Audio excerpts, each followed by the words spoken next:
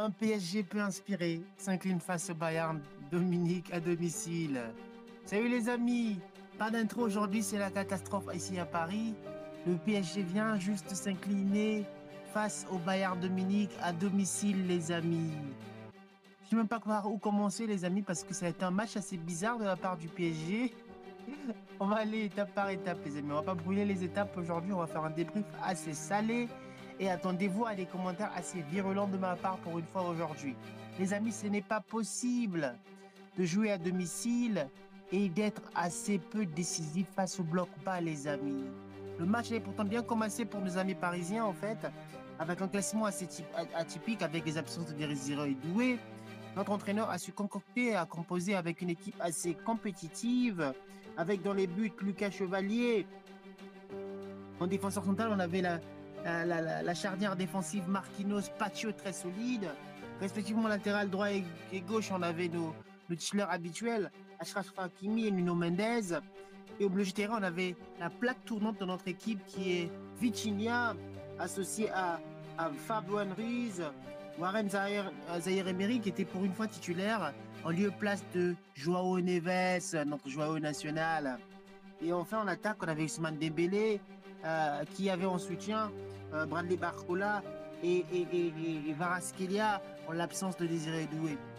Les amis, le PSG a commencé timidement son match. Hein.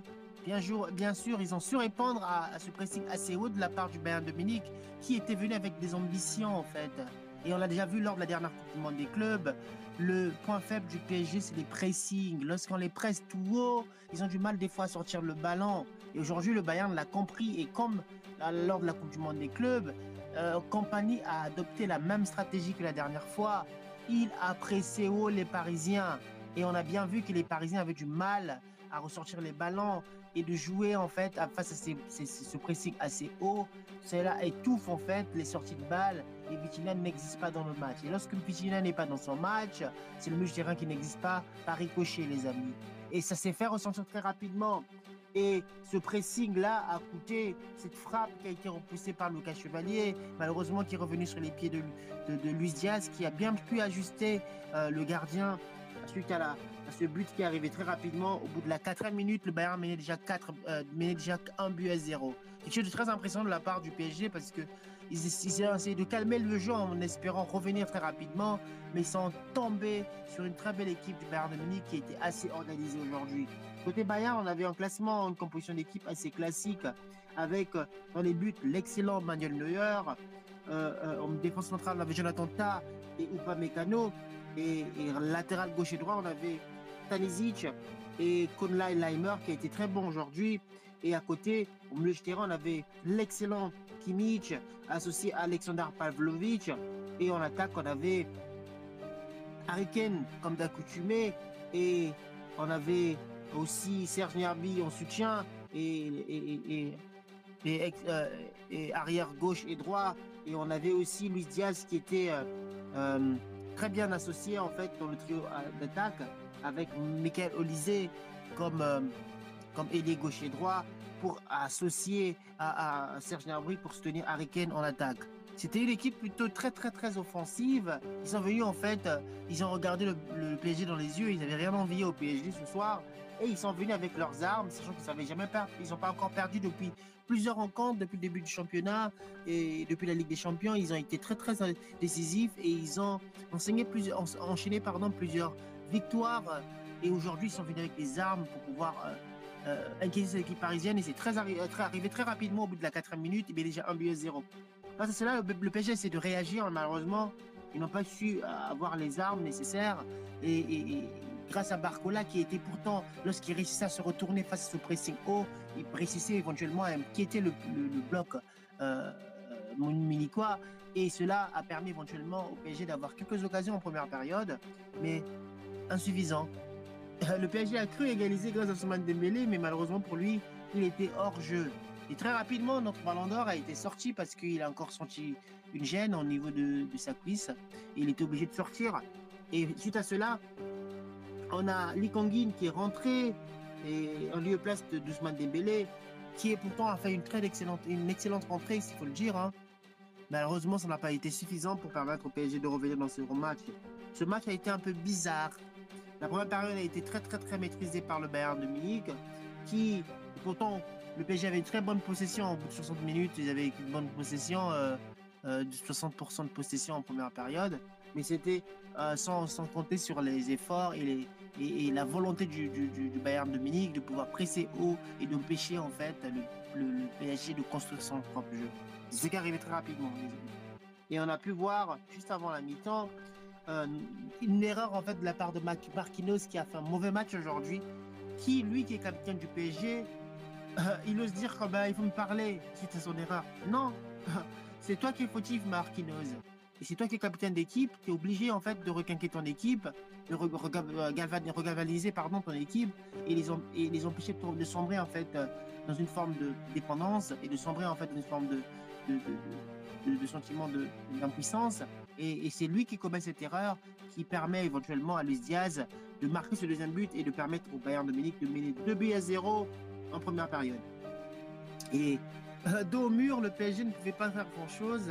Au retour des vestiaires, bah, très rapidement, Luis Diaz, qui est un peu le héros de ce match, a failli coûter la victoire à son équipe, hein, il obtient cette faute, en fait commet pardon, cette faute sur Achraf Hakimi, qui premièrement a été sanctionné par un carton jaune, mais malheureusement, ou heureusement pour nous les Parisiens, suite à à ce VAR, en fait, l'arbitre a su regarder le VAR, ou la VAR, je sais pas comment on dit, mais je pense que c'est la technologie VAR, donc c'est la VAR. Et il est revenu, et qu'est-ce qui s'est passé? Il a donné un deuxième carton jaune à Luis Diaz, qui a laissé sa place, et il a été sanctionné par ce carton rouge, qui est vraiment, moi je pense que c'est un carton rouge mérité, parce que il a failli briser la jambe de notre cher Hakimi, qui pour moi, pour l'instant, je pense qu'il a loupé sa canne. Il ne pourra pas jouer la canne suite à cette blessure encore ce soir. Ce qui est dommage pour nous les Parisiens, parce qu'Achraf Hakimi, c'est notre meilleur joueur depuis le début de saison avec Nuno Mendes, il faut le notifier aujourd'hui. Parlant de Nuno Mendes, aujourd'hui, il a fait un très mauvais match. Il a été dans les mauvais coups aujourd'hui. Il n'a pas été très incisif. Et pour nous, ce n'a pas vraiment été très intéressant de voir cette équipe se, se perdre comme ça aujourd'hui et ne pas voir la possibilité de revenir dans le score.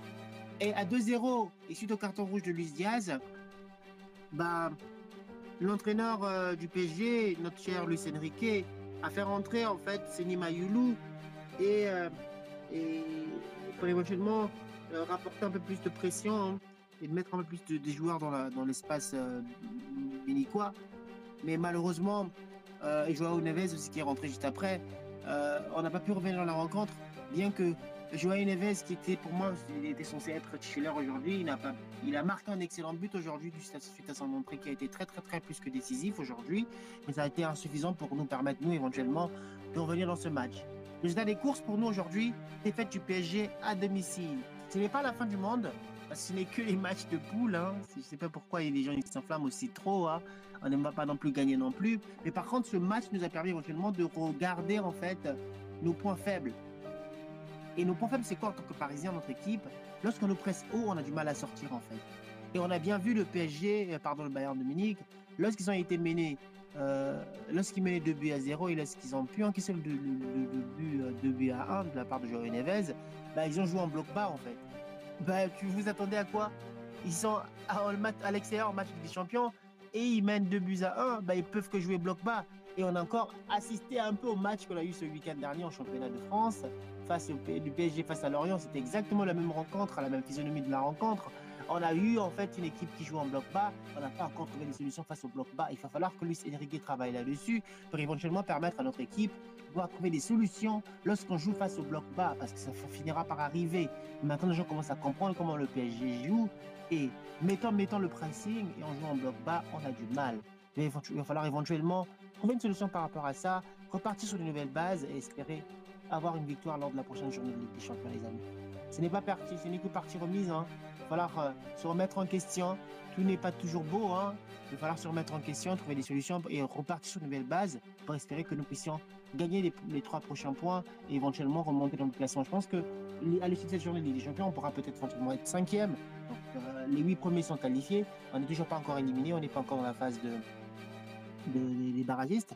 Il va falloir éventuellement pour nous, Parisiens, apprendre de cela, se requinquer, repartir sur une nouvelle base, espérer éventuellement retrouver Ousmane Dembélé en espérant que sa blessure n'est pas trop grave et éventuellement repartir sur une nouvelle base positeur et permettre éventuellement à notre équipe de pouvoir accumuler des points lors de la prochaine journée de la Ligue des Champions. Voilà un peu ce que je dis par rapport à ce match, les amis. Dernier point avant de partir, c'est le match terrible, catastrophique, s'il faut le dire, de Kvaratskhelia. Kvaratskhelia, lorsqu'on a besoin de lui, il ne prend pas forcément le relais. Dembélé, lorsqu'il n'est pas là, il est censé lui prendre le lead en attaque. Et aujourd'hui, il n'a pas été très bon aujourd'hui et je ne suis pas très content de son match. Kvaratskhelia, il va falloir que tu puisses te ressaisir parce que c'est toi qui dois prendre le relais lorsque les cadors ne sont pas dans leur match. Tu dois montrer l'exemple. Tu t'énerves pour tout et pour rien. On ne comprend pas pourquoi tu t'énerves, Kvaratskhelia, alors qu'il est censé être le joueur d'expérience que tu es et de pouvoir apporter en fait cette touche technique à l'équipe. Mais malheureusement, aujourd'hui, il n'a pas été très très bon, les amis. Donc voilà un peu. Bravo à Kompany qui fait un excellent début de saison, que ce soit en championnat comme en Ligue des Champions, en espérant pour lui que ça va continuer. Et au PSG, pour mon équipe, il va falloir que nous puissions nous requinquer, regalvaniser l'équipe pour Luis Enrique et repartir sur une nouvelle base lors de la prochaine journée de Ligue des Champions. Voilà un peu les amis ce que je veux dire par rapport à ce match. N'hésitez pas à liker, commenter et partager. On se dit à très bientôt les amis. Ciao, ciao.